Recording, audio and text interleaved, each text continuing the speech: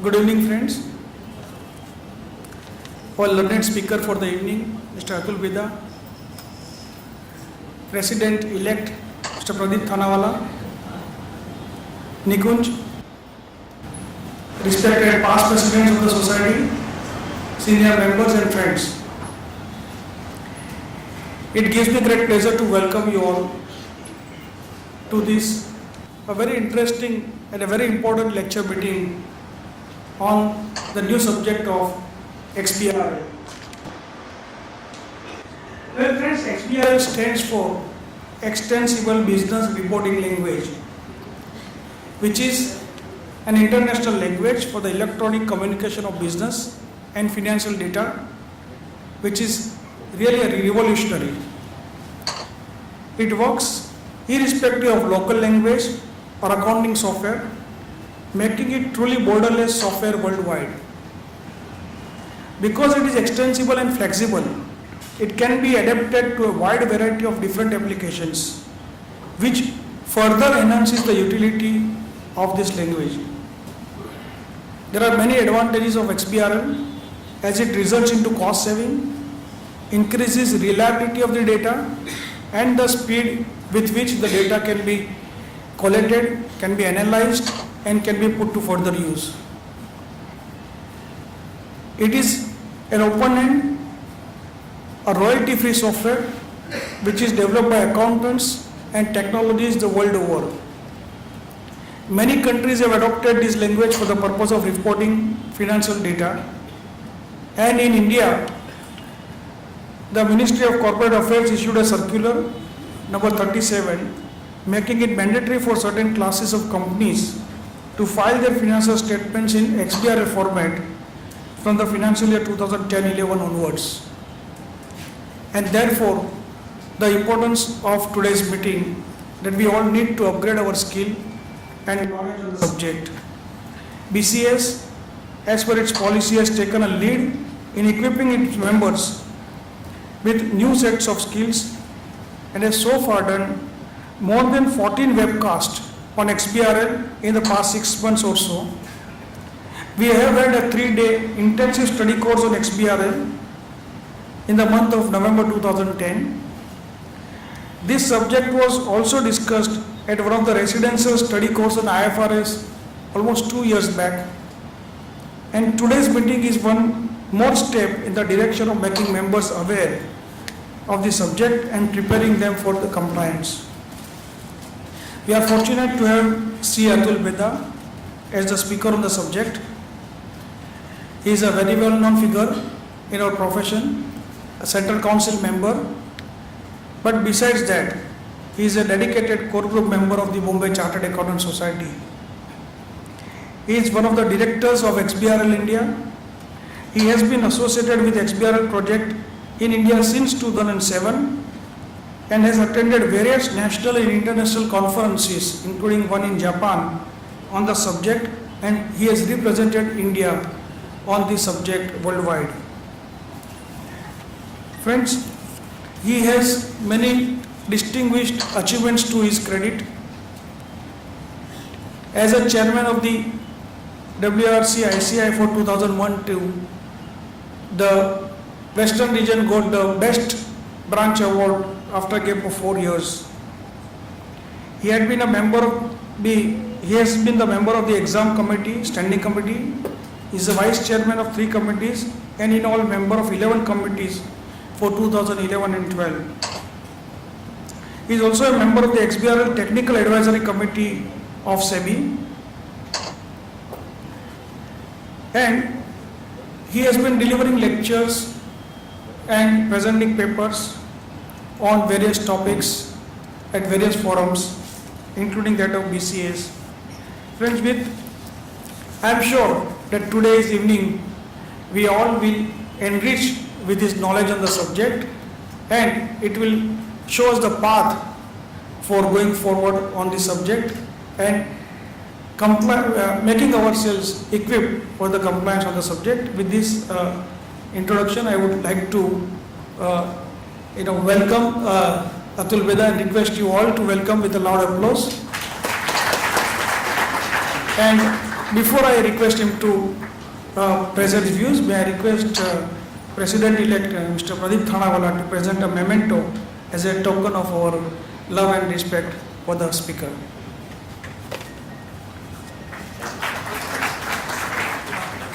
Mr. Atul Bheda, thank you.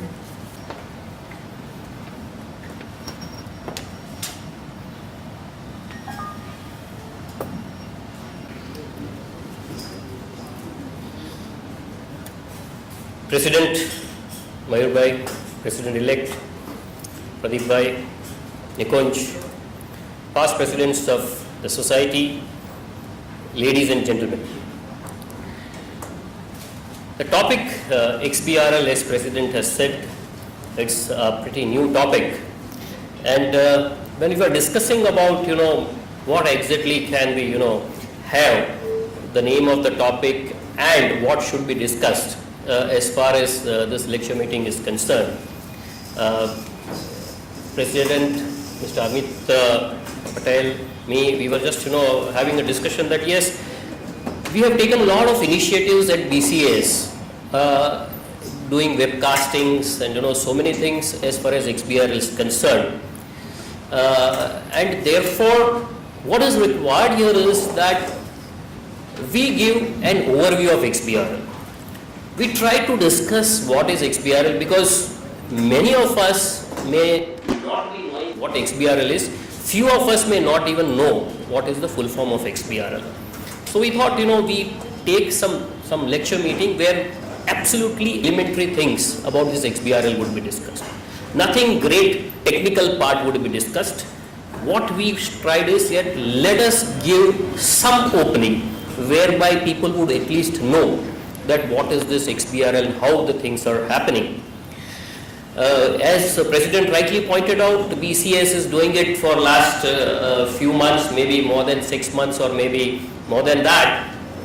And maybe I would say the President and his team must be having an inside information that yes, this XBRL is, there is some circular is to be issued and let our members be prepared for this XBRL, and therefore probably they started well in advance that yes, let the members be trained on this. And I should really admire and respect and congratulate President, you and your team,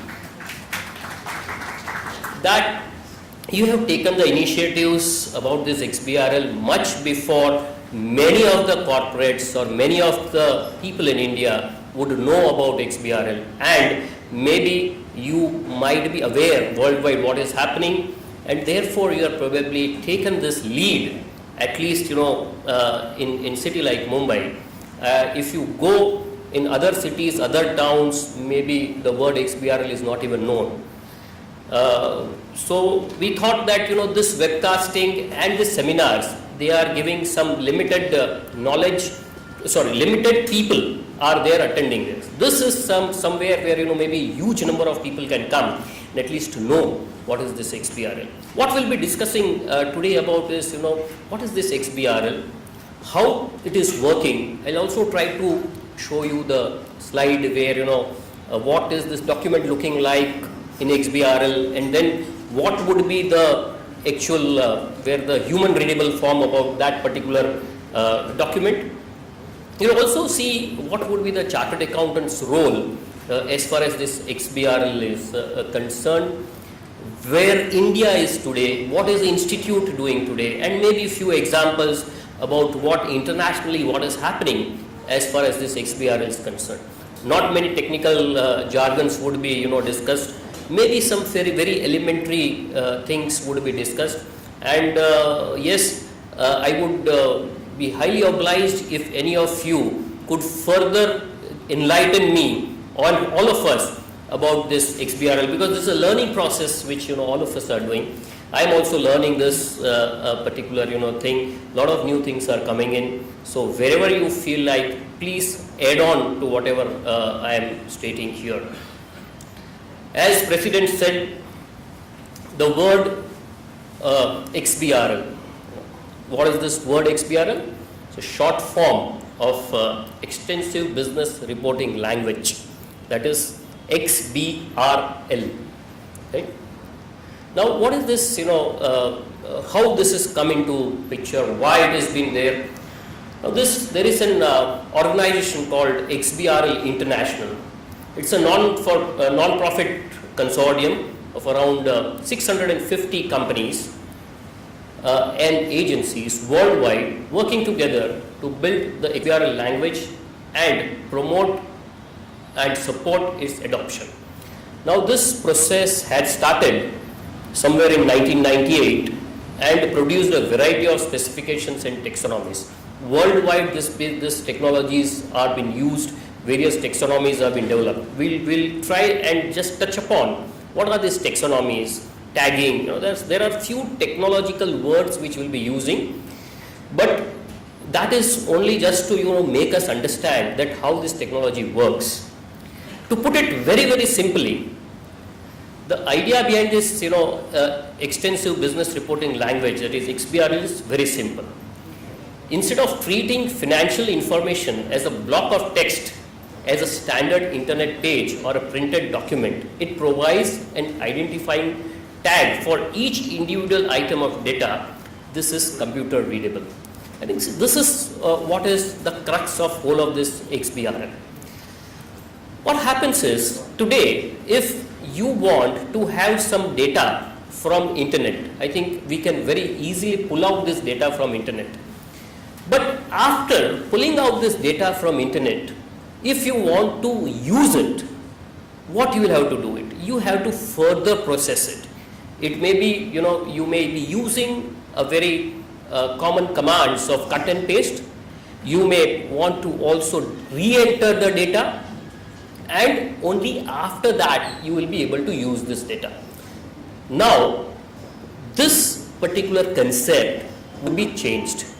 Once this XBRL is coming into play, this data which would be there, maybe yes in the soft copy itself, you can have it from the net and reuse there itself. You did not have further processing or maybe further data entry would not be required. And this is the beauty of this particular language, this particular technology. As President rightly said, it is an extendable thing. You can work on this and various projects.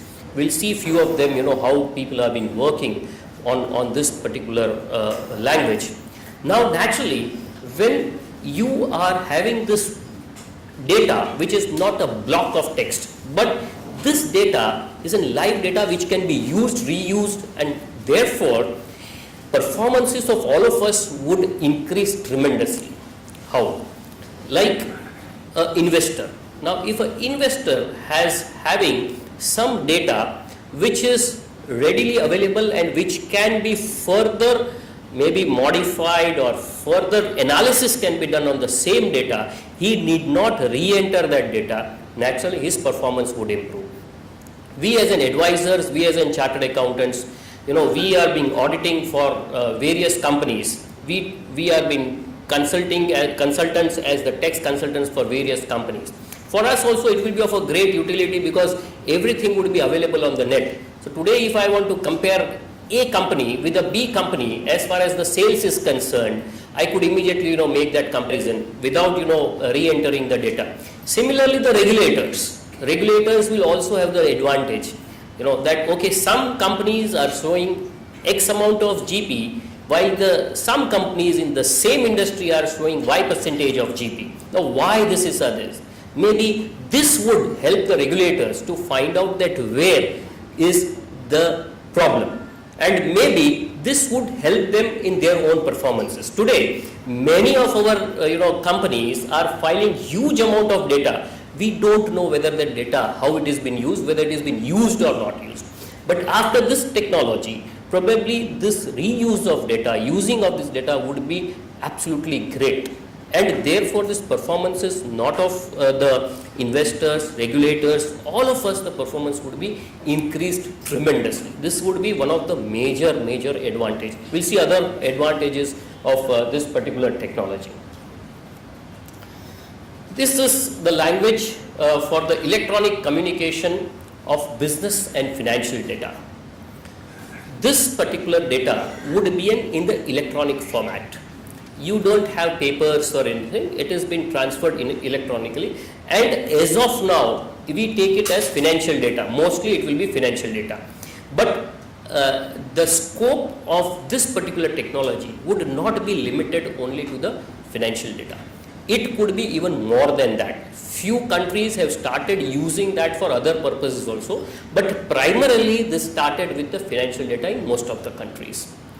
It is an open standard which supports information modeling and expression of the semantic meaning commonly required in the business reporting. As President said, this is an open standard. This has been there is no owner for this particular technology. Anybody can use this technology free of cost. You don't have to pay any royalty. Today, if you take any software, probably you will have to pay some money to use that software. Here, this technology, you do not have to pay anything, because the consortium is a non-profit making organization where they do not expect any return out of that. Rather, the encouragement to use this particular technology has been done so that universally this particular technology can help to all the countries across, to help the investors, to help the regulators, and thereby improve whatever things they are doing. Now this XBRL is an XML based. It is in family of XML. All of us, those who are into the income tax, are knowing about this XML technology. All of us, when we are filing an online return, this online return is converted into XML format and then uploaded through our computers. Now this is the extension of the XBRL is extension of XML. Now just to put the things very simple, though we have been using this XML technology for last few years, how many of us would be knowing what is this XML technology? Not many of us would be knowing that what is this XML technology, but in spite of that, we have been using this for last number of years very, very successfully, very, very satisfactorily. President told me when we are discussing about this that, how a chartered accountant would be affected by this particular technology. I said absolutely no effect as of today. In the sense, because what will happen is there would be tools which would be available to convert your data from whatever format it is to in the XBRL format. And what we will be doing is the same thing what we are being doing for income tax returns, where the XML format we are converting through the ready-made softwares which are available. Maybe something similar would be done for this particular technology also, where you will get the standardized software through the software vendors, and these software vendors would sell their products. And again, that would be dependent on the demand and supply, which product is good, which product is not good.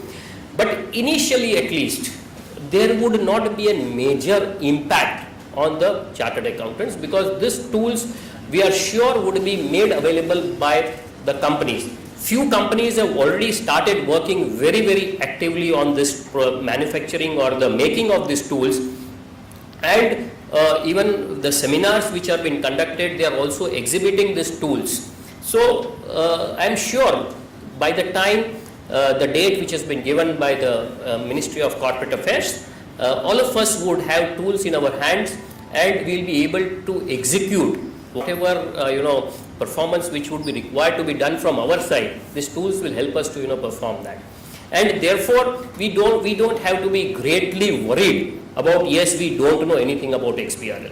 I'll come to it later that yes, why it would be important for us to know XBRL as of today onwards. But as of today, if we don't know anything about XBRL, don't be worried to be a very great extent, because you will have the standardized tools that would be available, and you will be able to do whatever regulatory demands. I think you will be able to do that. That should not be a very big issue. This it uses the same XML syntax and related XML technologies, because it is an XML family itself. It's a standard-based way to communicate business and financial information. These communications are defined by metadata set out in the taxonomies. Now, this metadata is the information about the information, right? And this taxonomies is something which is of absolutely great importance and one of the key pillars in this XBRL. This taxonomies, we'll see what it is in a great detail, but generally worldwide what is happening is these taxonomies are something like grammar for a language. This is what is taxonomy for XBRL.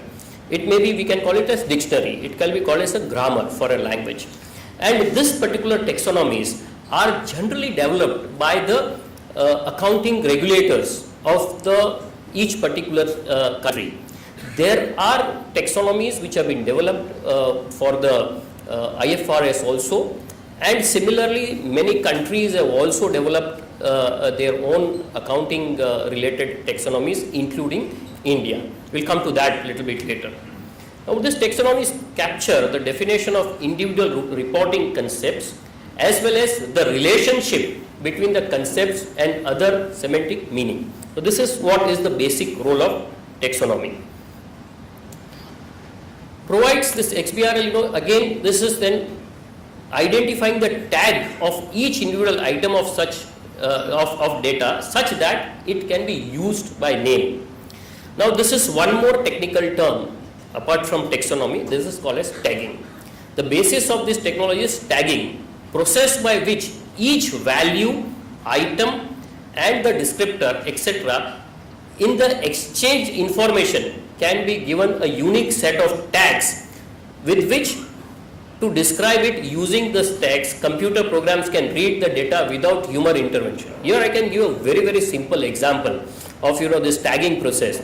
All of us today are buying goods, books etc. from various shops, malls, that what we call. When we buy these products, when we go to cashier, what they do is there is one machine and they just put and that machine, and immediately all the data has been captured in the machine, and your product, your date, your rate, your weight, everything has been captured through that one small thing. Now, how it has been done? This has been done by that bar coding which is there on that particular product.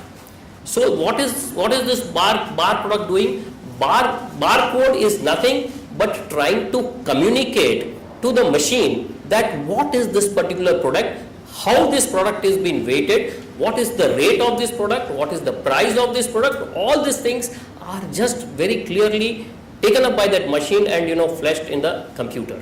So maybe this tagging is something similar to that it gives the various process by which this value, item, description, they are being tagged, and then machine can read it very well.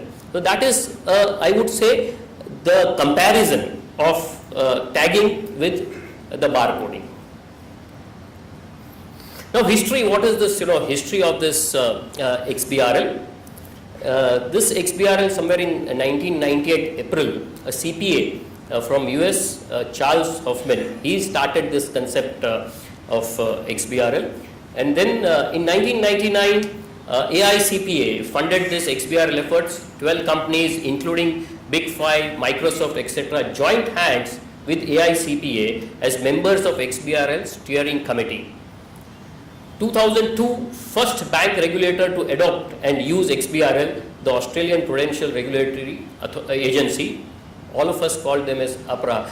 This is one of the very pioneer regulator started using this XBRL, and then thereafter the uses has been huge.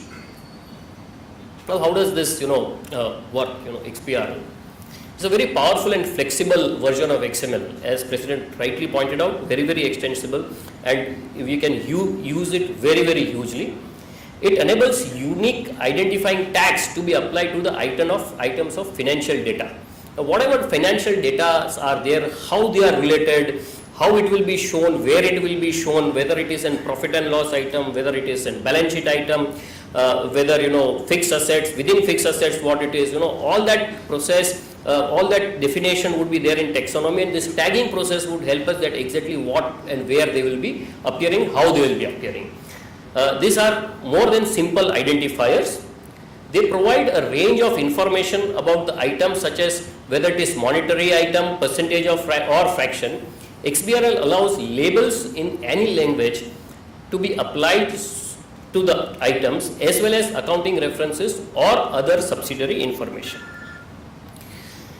XBRL taxonomies are vocabularies or dictionaries which the language uses. As I told you, as in language we have vocabularies, we have dictionaries. The role which is being played there in dictionary as grammar, the same role this taxonomy is plays for this XBRL. These are the categorization schemes which define the specific tags for the individual items of the data. National jurisdictions have different accounting regulations, so each may have its own taxonomy for financial reporting. Like India has its own taxonomy. Quite a few countries are following IFRS taxonomy because they are following IFRS as the accounting standards. Many different organizations, including regulators, may also require taxonomy to cover their own business reporting needs. Different regulators would have different requirements, and therefore they may develop their own taxonomies. If I would put it little bit, I would not say exactly a taxonomy, but if I see what income tax has done for this XML filing, I can compare that as a taxonomy for income tax, because this is what the income tax required, and they have built up that taxonomy. It may not be called as taxonomy in a very strict sense, but I am just trying to give the example. Right? So similarly, now MCA has come out with their taxonomy. The base taxonomy which MCA has used is the taxonomy which was developed by the XBRL India Limited, which was promoted by the Institute of Chartered Accountants of India. And maybe other regulators would also start using this base taxonomy, and then maybe bolt-on taxonomies would be developed based on this base taxonomy. Many different organizations, including, this we have seen. XBRL can show how items are related to each other. The rich and powerful structure of XBRL allows very efficient handling of business data by computer software. This is something very important, and as I told you, this is where our performances could improve tremendously. And our means, I am not talking we as a profession, but maybe industry, regulators, all of them, the performances would improve because of this particular facility, this particular thing about XBRL. It supports all standard tasks involved in compiling, storing and using business data. It can be searched, selected, exchanged, analyzed by computer or published for any ordinary viewing. So that means, and this data I am not talking about data for a single company. You can have, n lot of companies in that particular industry, and then you can perform, all this, searching, selecting, exchanging, analyzing, and that everything can be done by computers. And just imagine, when this data is available tomorrow, there would be n number of tools would be available to do all these things, so that computer can just read it and show it on your screen. As I gave you the example of the machine which is reading barcoding, it's just reading something and flashing. Maybe this sort of tools would be available where the data which is there on the net could be taken up, and then whatever analysis you want to do of the data, that can be done very, very easily, and thereby, yes, all of us would be benefited because of this technology.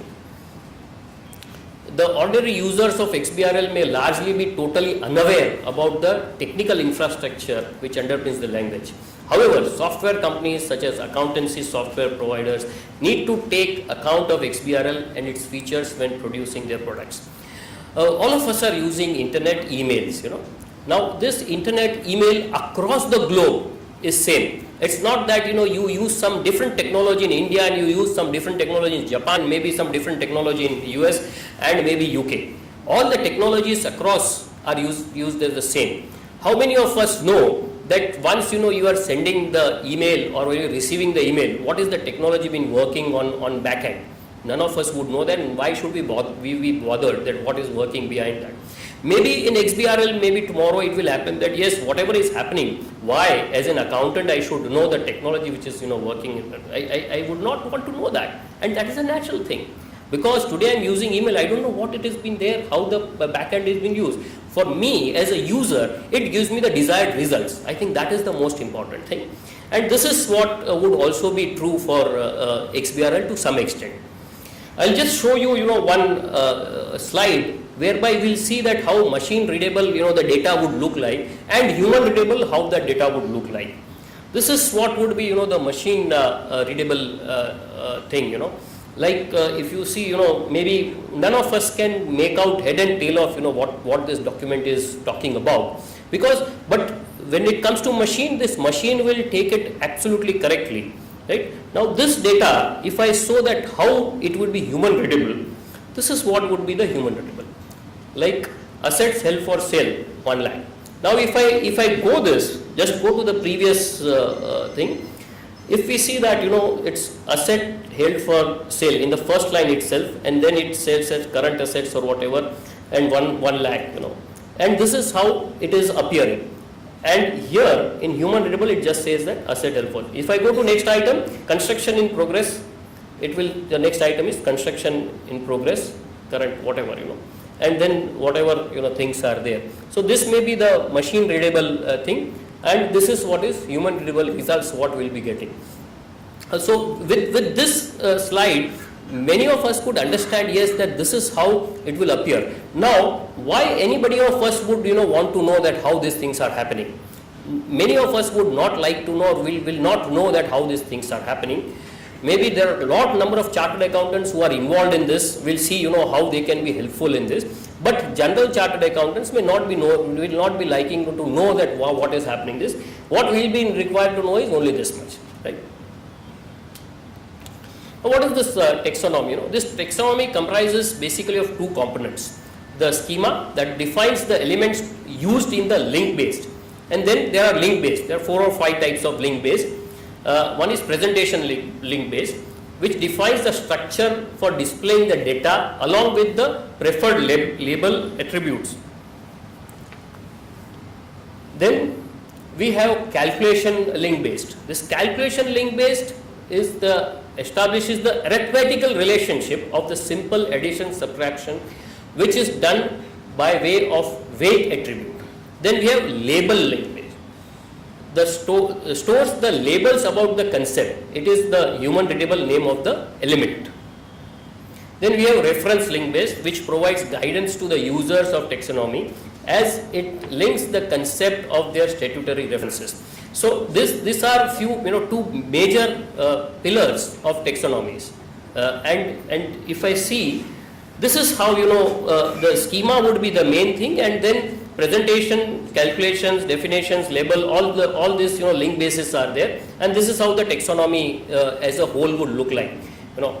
Without this link basis, there would be not major life in these schemas. There would be life, there would be something which would be good, but without this link base, there will be of no great utility. And combining both this, you have the taxonomy which would be there. Now, what are the benefits of XBRL? Yes, better business reporting and analysis, because what happens is the data which you are having at different places, if the proper consolidation is done, your business reporting becomes excellent. And once your business reporting is excellent, you have various data on which you can do this analysis, and therefore your analysis can also be improved substantially. And naturally, when you have, this great reporting, great analysis, whatever you are doing with that particular data, your performance is bound to improve. Cost saving, because what happens is, currently you may have, 10 regulators who are regulating to you. Every time you have to, file a return, you have to upload the data, you have to find the data, you have to input the data. Every time that is continuous repetition happens. The ideal situation would be that there would be, maybe one standard taxonomy where you put all the data in that, and then whatever regulator wants, maybe they can, take out the data from that. That would be the ideal situation. I don't know whether we'll be able to reach this ideal situation or not, but this is what is, would help in better reporting and better analysis. Cost saving, naturally, because if I'm just inputting the data once, all of my cost for, repeatedly input of data would reduce, and therefore huge cost saving. Faster, because everything would be now be on computers. You don't have to enter, re-enter manually anything. The data which is available on the net, you can reuse, and thereby whatever work you want to do would be much faster. It's more reliable. Why? Because when I am re-entering some data, naturally there is bound to some mistakes being happening. Now these mistakes would not happen because I am not re-entering data. I am using the same data which is there on the net, and therefore this problem of reliability, non-reliability would be out, and therefore data would be more reliable, more accurate handling of data, improved analysis.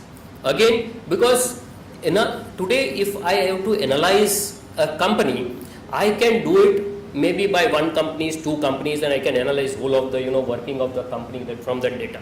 But if I have 10 companies in front of me, naturally I would be analyzing in much better way, that yes, what is the trend. Maybe if there are one or two companies where they are not performing up to the whatever standards which I have decided, and remaining 8 are performing, I would understand, okay, these two companies are not performing, because I have a larger data to analysis. But if I have only the two companies data which are not so performing company, I'll compare the data and I'll feel, okay, fine, between these two companies, this company is doing good, this company is not doing very well.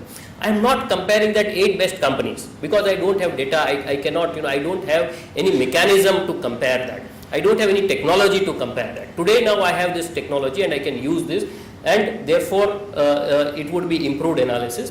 Better quality of information and decision making. Naturally, when you have better quality of information, your performance would again increase, and your decision making power would also be absolutely huge.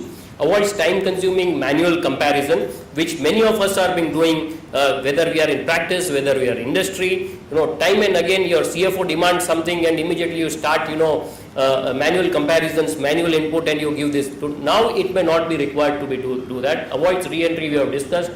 Internet ready for transmission and direct use by all the stakeholders, and this used by all the stakeholders here, I mean, is may it be regulators, may it be investors, maybe it company itself, maybe the internal officials of the company can also use this for their internal purposes. So this is how the huge use of this particular data would be absolutely great.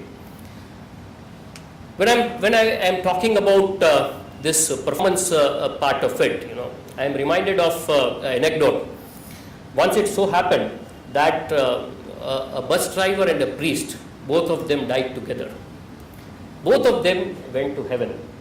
And at heaven, there was some chartered accountant sitting at the door, and he was just looking at the accounts of each person. And in heaven, we have different class, bronze, silver, golden, platinum.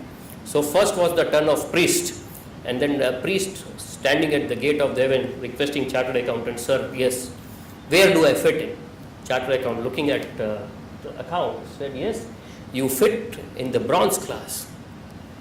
Priest was a little bit taken aback. He said, what is this, sir? Whole of my life, I have devoted my life only for, requesting people, pursuing people to pray to God. And I am getting a bronze class. Whole my life I have devoted for God. He said, yes, this is what it is. Fine, okay. Next he comes the turn of the bus driver. So bus driver accounts were seen, and it was told, okay, bus driver, you are getting the platinum class of... Now this priest was really very, very upset. He said, sir, absolutely your accounting things are not correct. You require some great detailed analysis. So the chartered accountant said, sir, okay, I'll do that, but let me tell you, we have used all IFRS, we have used auditing standards, accounting standards, XBRL, everything has been used, and whatever these results are, they are perfect. Then the priest asked, then why is this difference?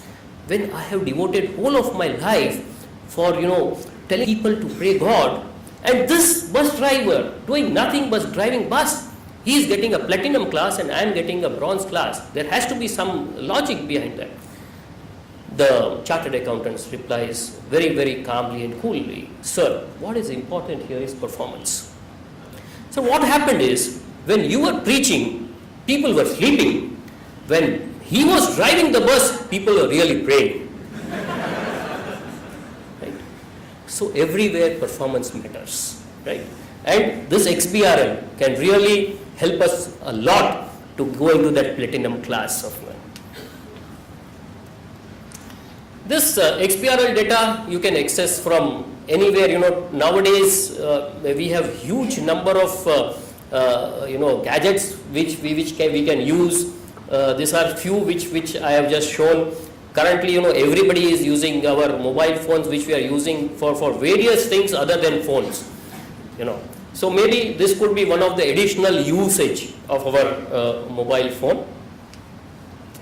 Now, this application of XBRL, the taxonomies can exist for number of reporting situations. This particular XBRL, it can be used for tax returns. Few of the countries are using this for filing of their tax returns.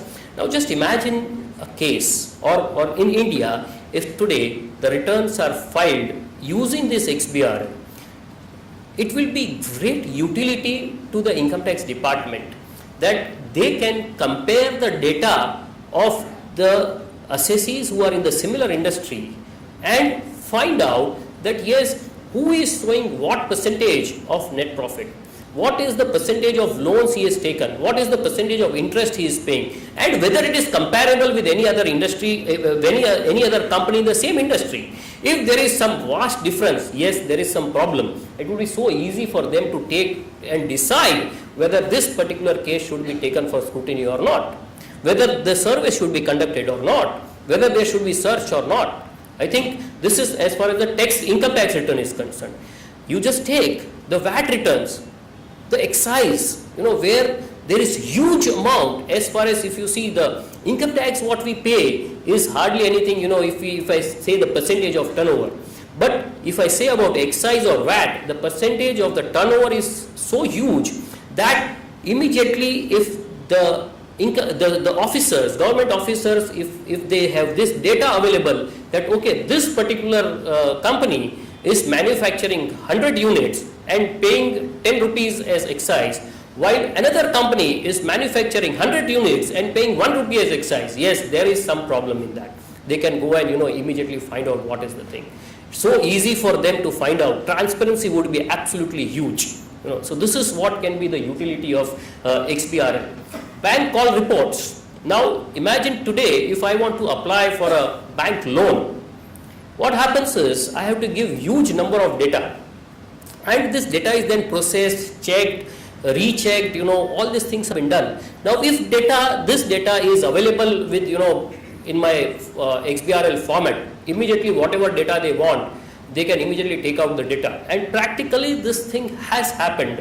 The great advantage, has been done in Denmark, where in Denmark for small and medium enterprises, they have made it mandatory that all this data which has to be submitted has to be given in XBRL format. And practically they have seen that the loan processing which was required for 10 days to 15 days has come down to 4 days. Because the data which is available and whatever this on this data analysis what they wanted to do, it was so fast, data was so reliable, and this process was very, very attractive, where 3 banks in Denmark, they came together along with the government, and they came together and they developed this sort of technology. I think it was ING Bank, ABN AMRO, and one more bank, they came together and had this particular project, very, very successful project. Then financial statements, yes, this financial statements, regulators they require, yes, we'll do that. This financial statements, even internally, they can be of a great utility to the management. Because this data, today when you are multi-locational, various places you have data. Now when you want to collect this data, it is a very big job, especially when you have so many units spread across the globe. How do I, have this data available with? With this technology, probably it would be easy for the companies to have and, use this particular technology for this. General ledger, yes, similar to financial. Event reporting, audit schedules, especially for chartered accountants, it would be much easier to see that how I can schedule my audit, because whatever data is required for my audit purposes, I'll be able to do it very fast, and my scheduling for each of the audits can be done very effective. Who is using this XBRL? Many countries. Few of the countries which I have named is Australia, Belgium, Canada, China, Denmark, France, Germany, Hong Kong, India, Israel, Italy, Japan, Korea, Netherlands, Singapore, Spain, Sweden, Thailand, UAE, US, UK. All these countries are being using XBRL for various purposes. I'll just give you few of the examples, where they are using and how they are using it, just for the knowledge, how it has been done. Like in Netherlands, if I see, what they call this is standard business reporting. It is called as SBR. In Netherlands, it's called as SBR. This has been hugely used in Netherlands for the financial data which would be required. European Banking Authority, they have used it for their staff and 1.1 gig e-portal. That is what this technology are using it. And National Bank of Belgium and Bank of France. These are the two banks who are using it. If I see UAE, a very small country, but the technology which they have been using is huge. They are targeting that all the company returns would be filed maybe in next 6 months by this XBRL technology. Denmark is maybe by mid of 2012, all the companies will have to file their annual reports digitally. Italy, they have made it mandatory for filing the small and medium group of companies, and they are also trying to work on that. Bermuda, a very small country, the Bermuda Monetary Authority, it is an independent regulator. They have started collecting the insurance data on this using this XBRL technology. Belgium, there's a BizTech, the filing of the corporate tax returns are been used using this technology. In England, it is a technology which is called as iXBRL, which is called as inline XBRL for corporates to file their tax returns, and nearly 2 million companies would be filing that. This has been done by Her Majesty Revenue and Customs, that is HMRC, along with the companies that is ROC, what we call there. In India also, if we see RBI in its projects called as online return filing systems, that is ORIS, they have implemented that internal returns of the banks are being filed using this XBRL. SEBI has also been very active on that.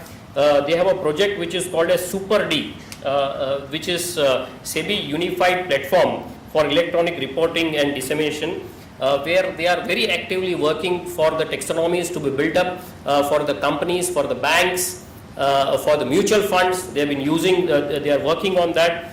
So if we see, and now MCN, actually all of us know that circular which they had issued on the 31st of March, circular number 9, then thereafter circular number 25 and 37, it's just giving some additional things on that circular which was initially issued on the 31st of March, trying to have few classes of companies, making it mandatory to file their balance sheet, profit and loss account, etc. in this XBRL format. So so many companies have been going to have this particular, and this whatever I am talking is of a recent development.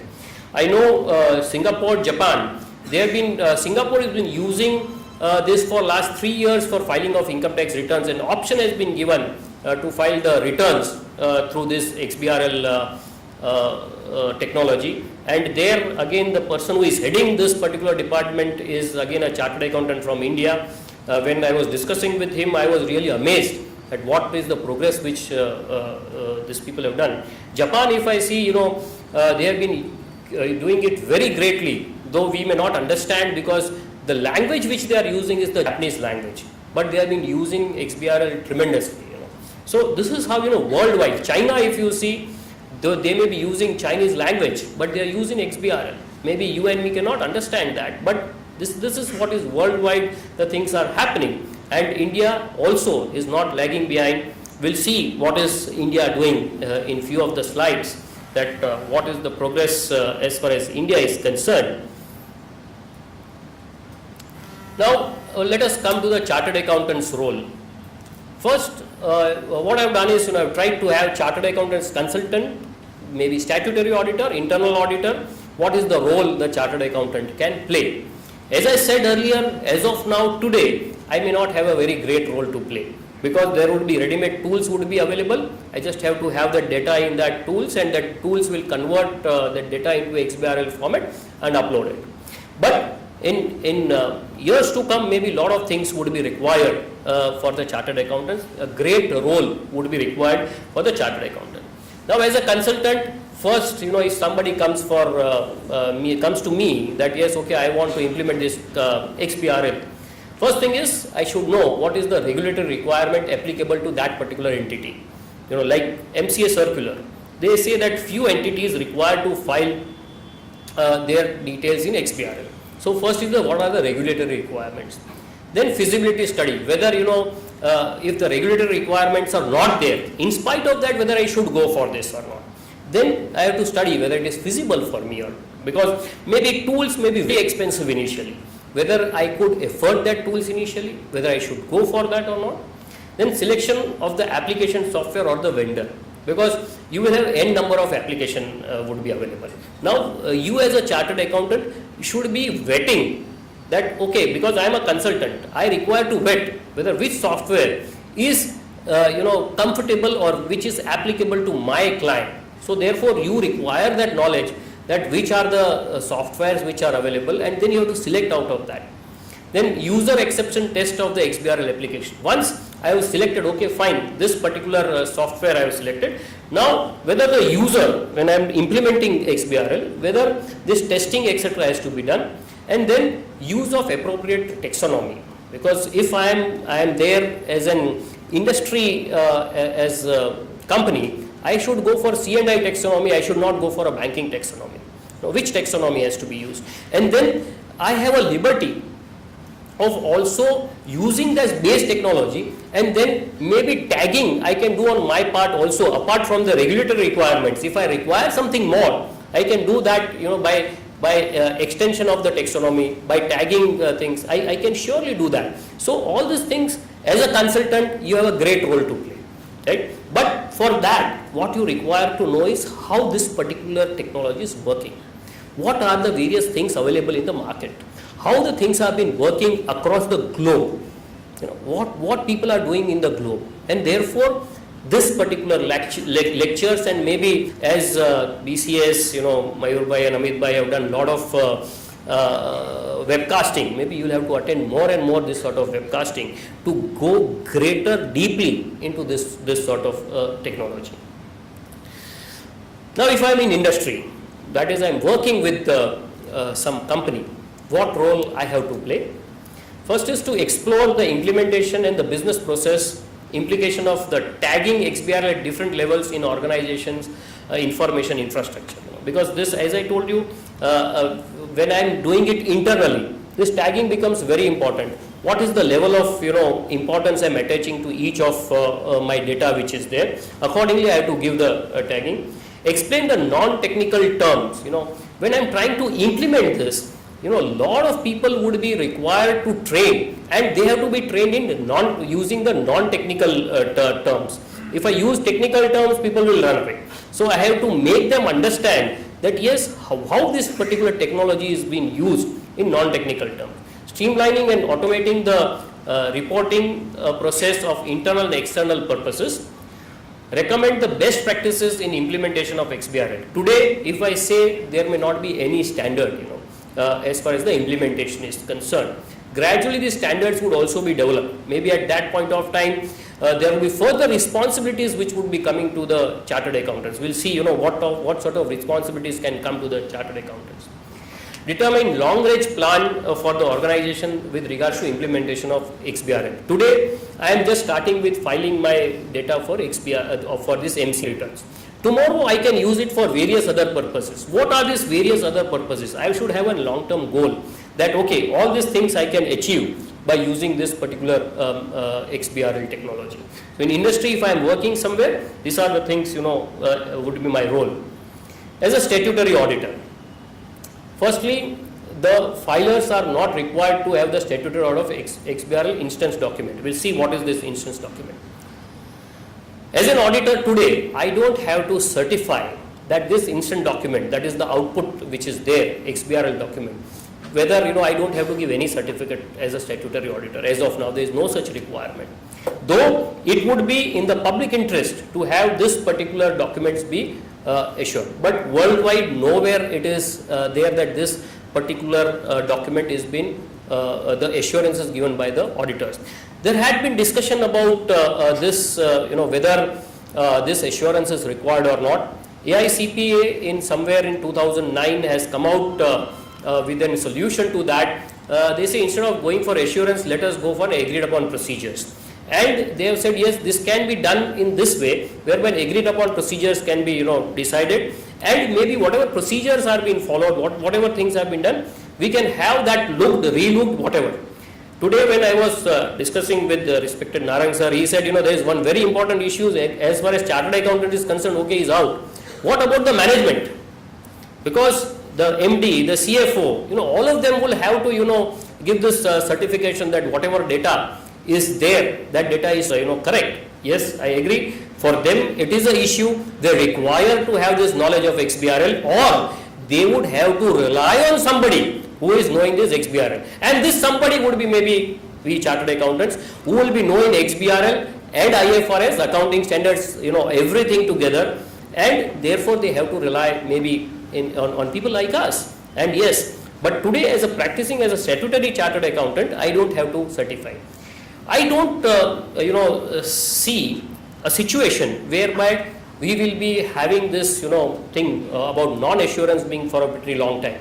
Maybe in 2 years down the line, probably we also would have to certify that whatever tagging has been done, taxonomy which has been used, technology which has been used is correct, and whatever data which has been uploaded, the data is correct. Now here comes the challenge for all of us. Because here would require to have this knowledge of XBRL, how it has been working, what is tagging, what is taxonomy, all these things.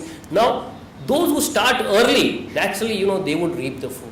Today, maybe we have to start today learning this. So when 2 years down the line, when it is made mandatory, all of us would be, pioneers in implementing this particular thing. And yes, we would be ready for giving the assurance work also. Yes, there is a huge amount of risk involved in it, because if you do not know this subject, if you do not have any standards for that, and then you are giving some assurances, it becomes really a very risky proposal. Now, we as a chartered accountant, how many of us would like to do that? If we want to do that, this is the time where all of us should start learning this particular technology. By the time it is made mandatory, maybe all of us would be ready, geared up to execute whatever assignments which come to us. And therefore, though today it may not be required for us to know the technology, in long run it is better for us that we know this technology, because being into practice, we have been seeing in last many years, those who are pioneer in whatever field, and they have reaped the fruits highest. It can be FEMA, it can be international taxation, it can be indirect taxations. I know BC has taken lead in various fields, and maybe people who have taken initiatives, people who have learned from here, they are today at the top of the various places, whatever they are. Maybe this is one of the upcoming area where huge amount of scope is available. With, yes, there is a risk, because you have to then you are giving an assurance. We are not talking about agreed upon procedures, and the level when you are talking about audit, when you are giving assurance, the level of risk is always more, and therefore we have to decide that yes, what we want to do. Then chartered accountant's role as an internal auditor. As an internal auditor also, I have, even as of today, I have to play this role. That is use of the correct taxonomy. Yes, I have to look into that. Then correctness and completeness of tagging process. This is very, very important, because if there is any lapse in this tagging part of it, whole of your results would be go haywire. and therefore you require to have this knowledge that yes, what is the link between whatever data is there. Correctness of the technical aspects of XBRL instant document. Again, that is very instant document is, as I told you, it's the output which would come out of this, and whether technically whether that output is correct or not. Completeness of data on the initial migration to XBRL. This change is always a very big challenge. So first time when you are migrating, yes, lot of challenge is there, and again today you are migrating from whatever data is there to schedule 6. Next year again you have a new schedule 6. Again there will be new migration. So therefore, as an internal auditor, is a great challenge for me. Ongoing review of the progress and IT general controls around the XBRL reporting. These controls relating to IT, as an internal auditor, I have to see whether that controls have been properly been, whether they are there or not and properly implemented or not. And greatly. But then obtain the knowledge of this XBRL. Select the XBRL software tool, what I call, that we have to select. Map the financial statements to the technology, to the taxonomy. Whatever financial statements are there, you have to map it with the taxonomy. Which figure fits where in this taxonomy, right? After this, do the extension and custom tagging of elements if required. If there are some elements which you feel are required to be clubbed or they are required to be bifurcated further to meet this requirement of taxonomy, this tagging process and extension would come into play, and you will have to do that so that you match the final requirement of the regulator. Perform gap analysis of the financial statements to the taxonomy. If there are any gaps, you have to see that where are these gaps and how to fulfill that gaps. Define the company specific reporting elements to be disclosed. There could be some elements would be company specific, and therefore that you have to find out that which are these elements which are company specific. Tag financial statements and footnotes to the taxonomy. Uniquely tag the actual factual value. Then after finishing all this, review and validate the instant document. This is the output which we will getting. You have to review and validate that. Then conduct assurance on XBRL instant document by an auditor if possible. Today I don't see any auditor taking that risk. If possible, we can try and do that. And finally submit this XBRL filing to the regulator. Whatever files you have prepared, you can submit it to the regulator. This is a typical process of generating an XBRL document. This is what is instant document.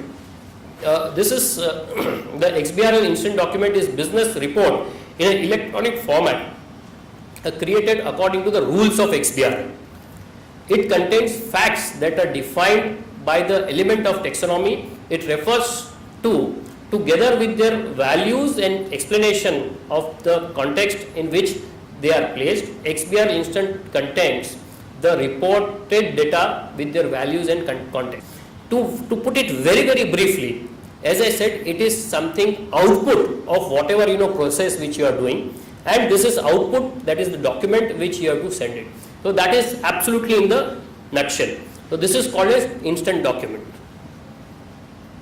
Now we come to this XBRL India. In India, what is this XBRL, how it has been doing? We'll just go through briefly into that.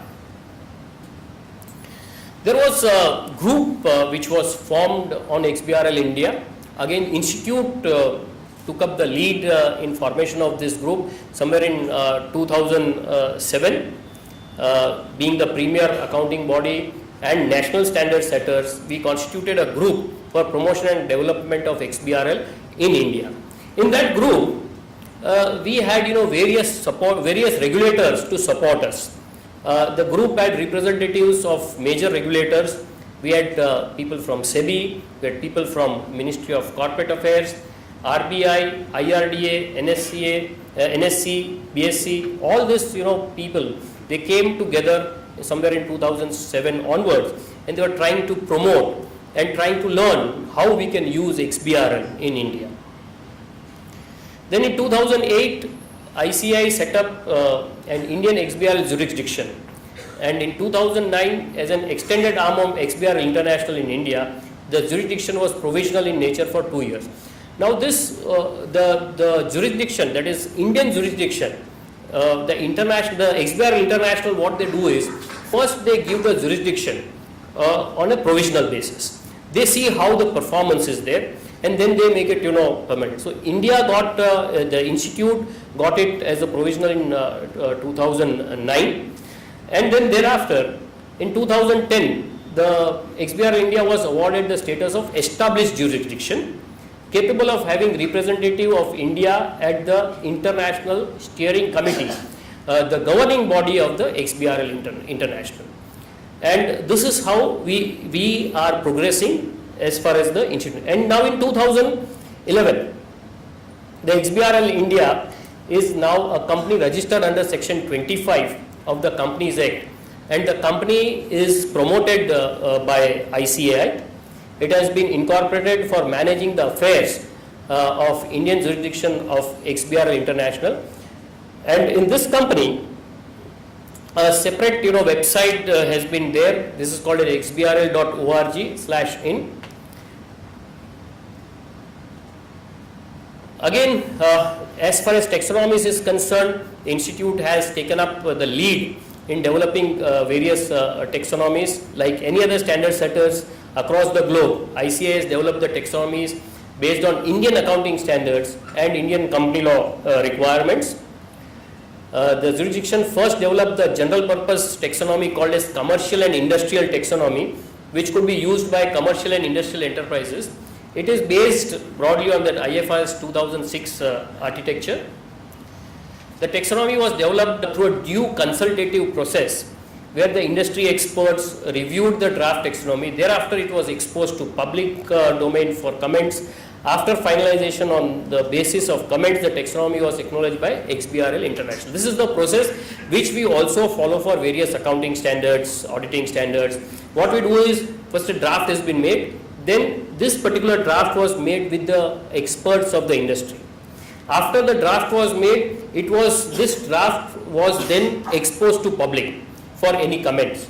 And whatever comments which were received from public at large were duly considered, and after consideration, a final taxonomy was been drafted. This taxonomy has to be sent to the XBRL International. Once the XBRL International receives that, they see it, whether whatever parameters are there are matched or not, and they acknowledge, yes, that this is the taxonomy which has been there for this particular C&I industry. This taxonomy has been developed to enable companies prepare their financial statements with profit and loss account, balance sheet, cash flow, based on the requirements of accounting standards, Indian company law, and the requirements under clause 41 of the listing agreement. Then banking taxonomy.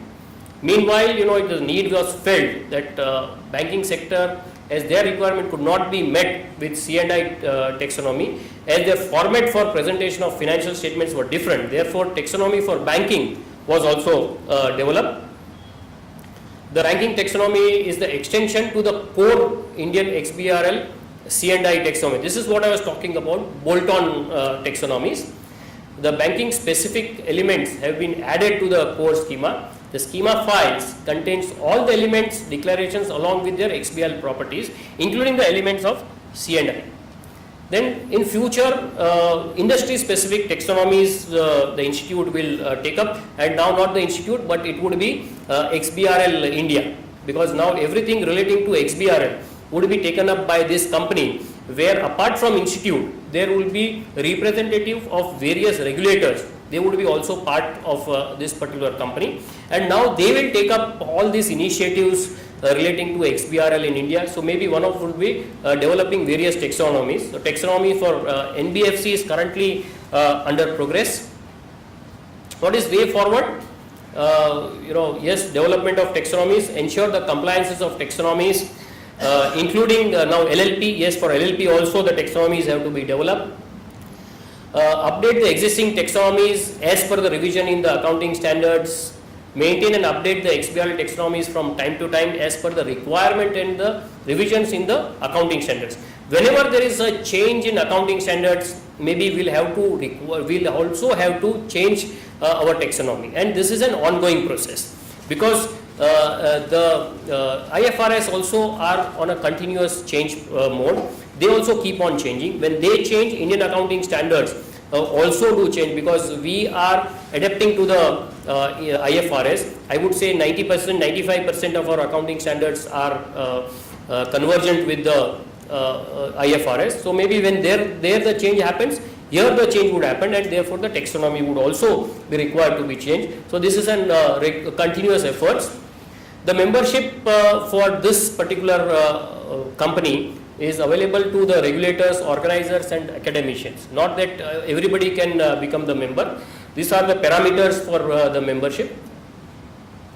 Now if we see, there are 3 circulars, as I said, been issued by MCA, circular number 9/25/37 dated 31st March, 12th May and 7th of June, mandating certain class of companies for filing their financial statements in XBRL format for the year 2010-11. And there is one more mandate which has been given by the MCA to the institute. Those who have gone through the circulars, they must have seen that for further training you require to contact few people, and there are 2 people who are the officers of the institute. For any training, any clarifications, these officers are being directly deputed by the Ministry of Corporate Affairs for any sorts of clarification that would be required. For training, MCAs is very heavily depending on the institute, and institute is also taken up this very, very strongly. Huge number of seminars, workshops have been done across the country to make people aware what this XBRL is about. This is relating to some further programs, and what we intend to have is some certificate programs. Some certificate course, we had some certificate course on IFRS, various certificate courses are there. Similar certificate courses we are intending to have for XBRL, and maybe equip our members and maybe industry as large to welcome this particular technology and see whatever best can be taken out, maybe for the professional, maybe for the industry, maybe for the country as a whole.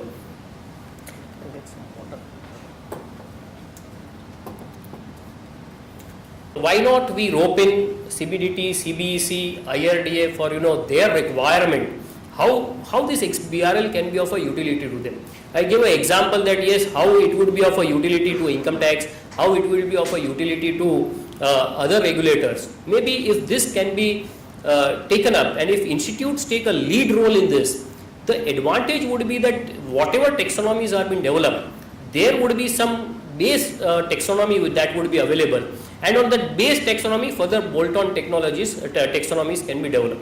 So if this has been done, I think it would be absolutely great for the professionals and for a country as a whole. There are some problems which are as a hurdles in development of this XBRL technology to go in a very big way.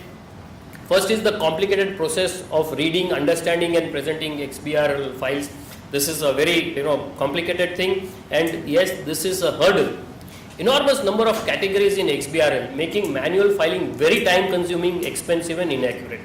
If I see the taxonomy released by MCA, it is having 3076 entries. Now, if I want to put it manually, all these things, it becomes very difficult. And for this 3076 entries, there are different rules. Business rules are there for that. Now, I have to, first see that what are these different entries, and then see what are the business rules for each particular entry. Yes, there are quite a few issues which are there in the business rules, which we are taking up at the MCA level. We are getting lot of responses from the industry, from the practicing chartered accountants. I would also request you that wherever you have any issues relating to implementation of XBRL, where you find in the taxonomy there is some mistake, in business rules there are some issues, kindly write it to the institute. That will help all of us to see that these mistakes which are there, we can rectify at the initial stage itself.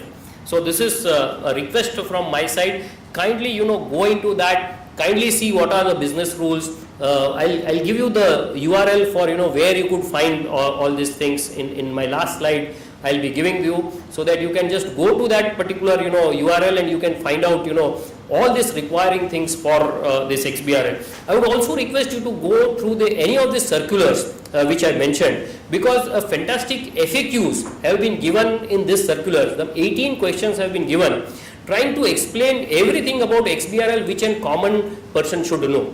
So try and go through that FAQs. It's really come out very good. No real automatic solutions available as of now in market.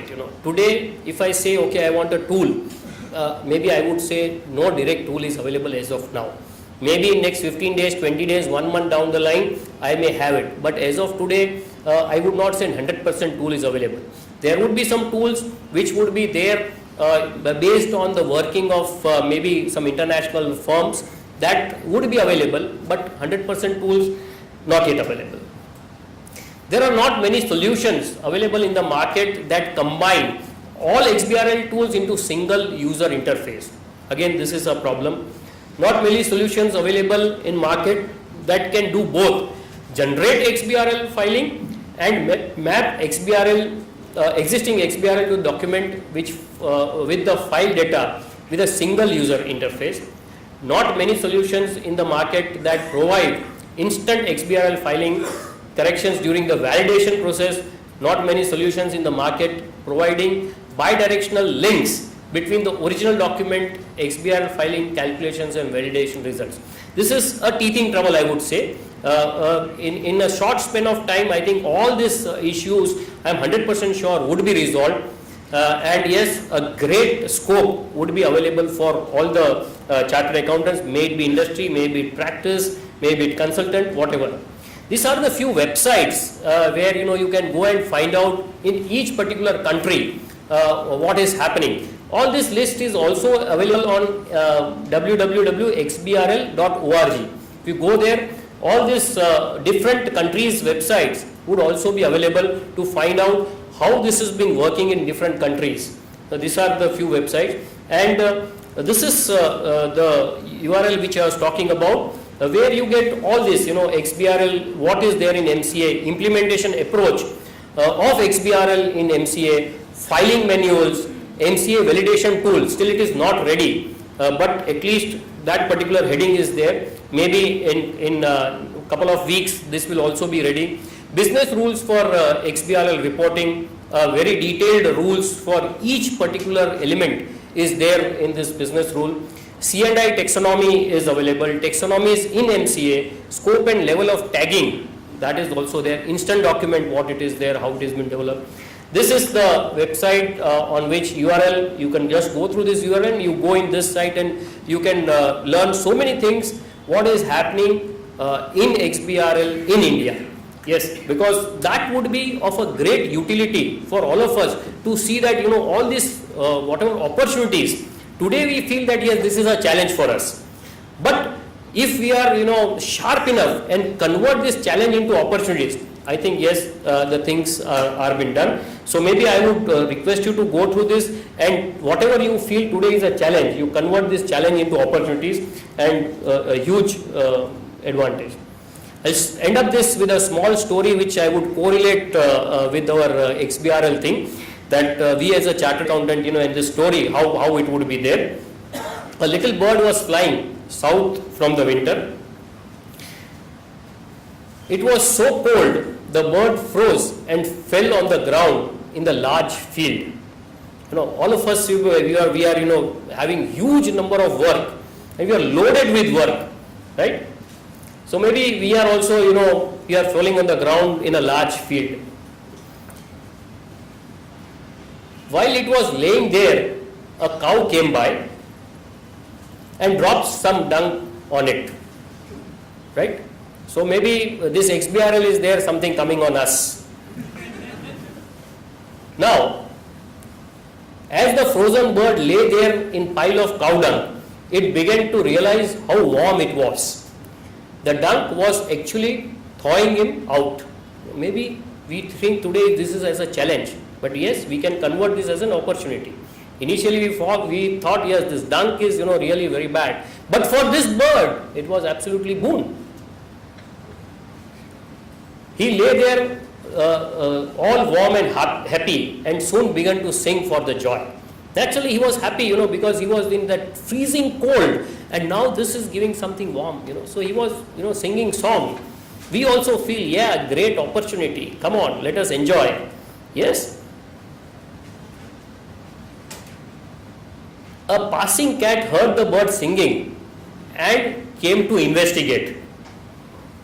Following the sound, the cat discovered the bird under the pile of cow dung and promptly dug him out and ate him. This is a lesson we have to learn, that yes, there is a huge opportunity for us in XBRL, but if we make a lot of noise and if we say that yes, there is no risk without any sorts of standards being with us, probably there will be huge risk, and maybe tomorrow some regulator would come, maybe the institute or some other would come, that yes, you have not followed this standard, this is not done, that is not done, and maybe we will be in trouble. So this is a two-edged sword which is there. How to use that is up to you. If there are any questions, yes, we will surely take up with the permission of the chair. If at all we have some time, we can surely, because that would be a learning process for me when the questions come, because the answers would also come from all of you. Thank you, Mr. Bheda. We have some type of few questions. If anybody has a question.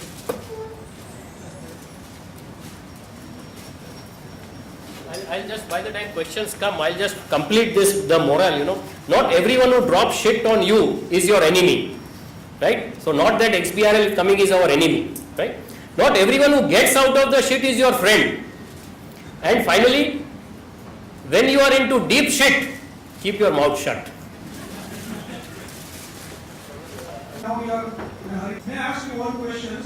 That how many of you would be interested in attending a 2-day course on how to convert a document into XBRL if BCA takes up that course? How many of you would be interested? Oh, great. So definitely we would take up that exercise that I'm sure we would organize that. Yes? You have a question? I want to know whether the taxonomy will differ from industry to industry.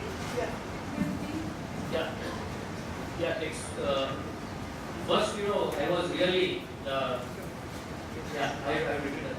First of all, I was really wondering, because there are no questions.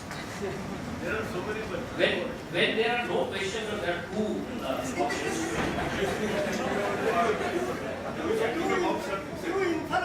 Two inferences. Doctor is quoting on the right, because probably I have suggested that keep your mouth shut so everybody is listening. But yes, Dharan, you are right. Two inferences. One is everything is clear. Second is nothing is clear. But I am a person of a very positive idea. I go for option number one. Everything is.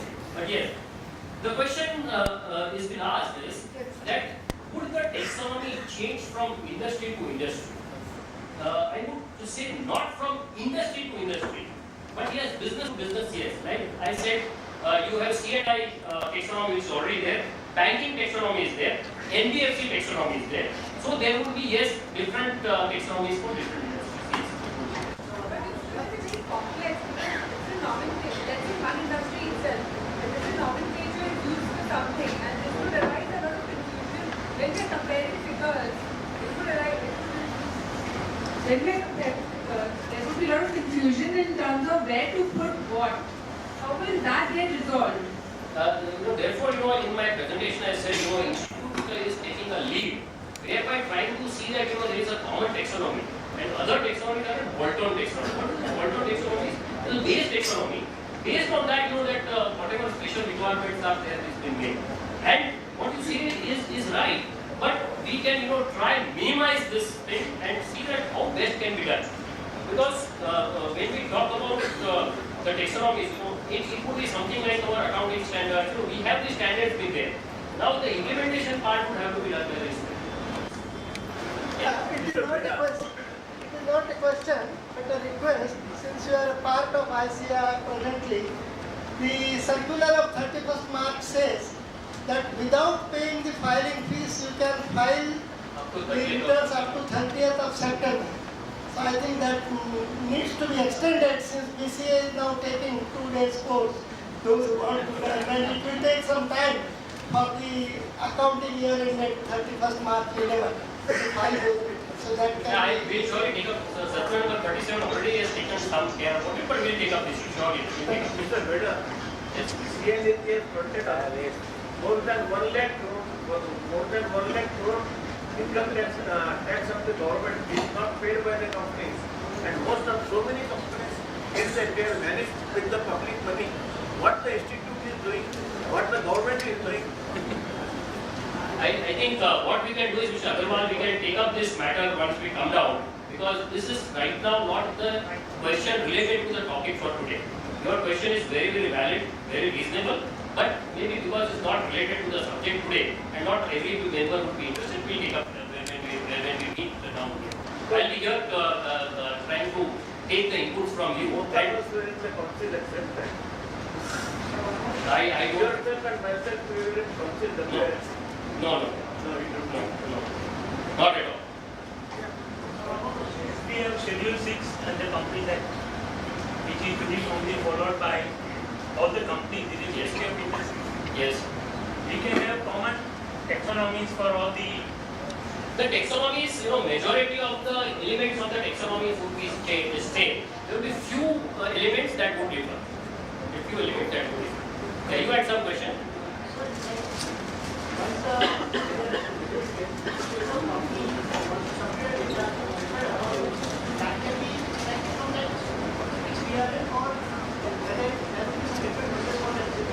The question here is that once this XBRL is implemented, whether different regulators would extract the data from the data which is filed by the company. I think that is the question. Yes, sir. Yeah. Now, currently, as of now, there is no such provision because this has been the taxonomy currently is developed only by NCA. SEBI is now developing taxonomy. Tomorrow, maybe CBDT will do it, CBEC will do that. The role which, as I told in my speech, the ideal situation would be that yes, there would be a single lot of data that is there, and whichever regulator wants, they can extract that data from there. But practically, that may not happen. There would be multiple filing for the XBRL as of now. We will try and see that how this coordination can happen between the various regulators. That we have to try. Yeah. Sorry. Sorry. Can you please? Is going to be changed Yes. on next year. Next year. So now, before you have changed the taxonomy. See, whatever elements that are being changed, yes, that much change would happen. You are right. Absolutely. This one is compatible with the Excel. I mean, can we import or export the data from the Excel? Now, as I told you, there will be tools which will be available, which would convert your data from Excel or whatever different accounting softwares which you are using. They will convert your data from whatever format it is to XBRL. Like there are various ERPs which we are using. Maybe quite a few ERPs worldwide. They have this conversion of the data in that ERP to XBRL. So similarly, there would be tools that would be available whereby your data in Excel could be converted into XBRL. That tools would be available. And so, can we extract the data from the XBRL from Yes. the different company? Yes. And that can be used for transfer pricing audit and. Correct. That is what I said. Your performance would improve excellently if you know this technology. If you know this technology, yes, you can do it. The purpose is that. Yeah. MBA ending a mail with director, XBRL coming up and all this. The software is not available in the market. Directors are getting worried. What is happening? What are you doing? What can we do in the portfolio of available? Yes, I think that is a concern for maybe all of us. That yes, currently no tool is available. But just on a lighter side, all of us have experienced MCA 21 when we started. Huge number of queries were coming in day in and day out, right? And we had a very good backend. ECS team was sitting, and whatever issues which were coming up, that issues were if next week if you go for that, that issue would not remain. Similarly, if we see income tax returns, when the online thing started, huge number of queries were there, huge number of problems were there. Today, I don't think any of us face any problem with online filing. Today, there is new problem which has started on this, central processing unit. There are a lot of problems which have started. Now we have started representing that. Maybe next year that will also go away. Maybe our Indian system is that unless and until things are made mandatory, we don't abide by that. So maybe I would take up it that way. That yes, since it is made mandatory, maybe this year you may face some difficulty. Next year onwards, you will not face it. Too early. It is too early. Otherwise, it not happens. Otherwise, it not happen. Okay. Okay. Sir, what's last? All companies listed in India and their Indian subsidiaries. Whether the subsidiaries are direct or indirect, both are Right now, covered. I am not going with the technical interpretation on that. Currently, it says that all subsidiaries. You have to interpret direct, indirect. That interpretation you have to do. This is the answer which would be logical answer. As a practical answer, you would say all indirect subsidiaries will also be included because it's beneficial for you. Yeah. If that indirect subsidy is not covered, No, it is not less than covered. 5 crore. That is what. No, when they say subsidiaries, both are covered. Correct, sir. Agreed, sir. We are not into that interpretation thing because that may not be the subject matter for the today. Yeah. Anybody? I think one last question, Chairman sir, can we take? Yeah. There was some question from that side. Yeah. Can we compare the company's data across the globe? Yes. Surely, 100%. Because see, taxonomies are different. That was the issue. Now across the globe, IFRS is what would be followed, and once that is there, your comparison would become much easier. Even say for India, I would say 95% we are XBRL compliant. If that is the thing, I think your comparison should not be a very big problem. I would say that is a big opportunity because there will be very few professionals who will be knowing accounting, that is IFRS and XBRL. And for them there will be huge scope not within India but even outside India because this standard would be there applicable across the globe and therefore it would be of a great utility for the professionals. Yes. Thank you so much once again for giving a very, very patient hearing. Thank you, sir. Thank you, Atul. Friends, I would request Nikunj to propose a very well deserved vote of thanks. Just one observation. Mr. Bheda mentioned that BCA started, in fact he gave credit to me, but the credit for early starting of the XBRL program goes to our Infotech and Foray committee. Samit Patel, chairman, is here. And where he was also a member. And more than 1,000 members have been trained, rather informed, aware about it through the webcast. Thank you very much, Atul. I request people to propose it. Before going to the pleasurable task of proposing a very hearty vote of thanks, a small announcement. Let me highlight the forthcoming programs of the Bombay Chartered Accountant Societies. First, the lecture meetings. If we look at the lineup of lecture meetings, forthcoming lecture meetings, we not only have in the month of June and July lecture meetings by speakers who have not only proven excellent track record in their respective areas of expertise but who are visionaries in the truest professional sense. On 29th June, please mark these dates, very important. On 20th June, we have CA Shri Mohandas Pai, Director of Infosys, on the subject India at 2030. On 6th July 2011, we have the charismatic leader Shri Narendra Bhai Modi, the Honorable Chief Minister of Gujarat, on a topic which he is to propose. On 13th July, we have our own Shri Pinakin Bhai Desai on taxation of cross-border transactions, recent trends in India. Please also very well mark the date of 22nd June 2011 lecture meeting on filing of returns for this financial year, for this assessment year, which will be ably led by Shri Mukesh Bhai Trivedi and Vipul Bhai Gandhi. Please ensure that you are able to send your articles, students, people from your office. The hall will be filled and we think that there's going to be a lot of response for that. So the lecture meeting, of course, is open for entire public, not only for BCS members. 2 or 3 programs for which the enrollment is about to close, and we would request professionals to take the benefit.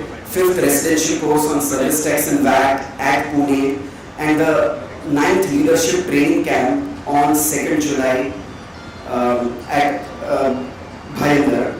So these are the few programs for which very few registrations are left. Members can please take the receive benefit. Now coming to the present task of proposing a very hearty vote of thanks.